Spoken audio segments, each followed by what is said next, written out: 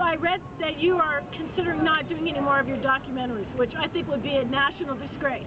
But I want to know, why don't you like join in with Glenn Greenwald and do an anti-Fox documentary? They are destroying our democracy. The hate, we cannot take this hate talk anymore in our country. Fox. We cannot take this Okay, let me repeat that. She said that she heard that I had said that this may be my last documentary. And yes, I did say that. But you'll have to wait and see at the end of this movie, Capitalism. At the end of this movie, I basically throw down a challenge to the audience, and you'll understand what that means. I mean, I hope I make more films, but I made this film with the hope that no studio owned by any large corporation would ever want to give me a dime again. And I told everybody on the crew, we're going for broke on this one. The companies that are giving us the money to make this film, they must absolutely hate this and tell us they're not going to distribute it, and be very nervous about what we are presenting in this movie.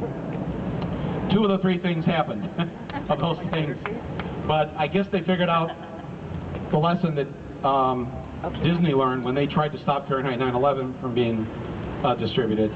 So they're not going to bring attention to the movie by doing something crazy like that.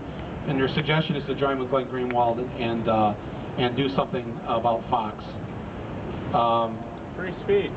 It's, you know, I think that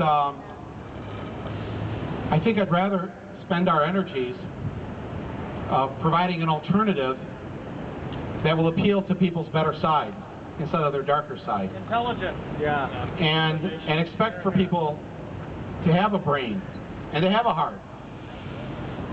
You know, I mean it's a big country, and I realize that a lot of our fellow citizens are, you know, even if you think there's 100 million stone cold idiots out there, that means there's 200 million who aren't.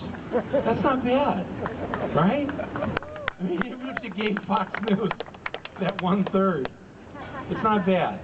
So I remain optimistic, but I think all of us need to tell our stories and get our media out there on the internet, other ways, and bring people to what we're doing, as opposed to spending time trying to, you know, stop Fox News. The hate speech part is pretty bad. You know, both Bill O'Reilly and Glenn Beck have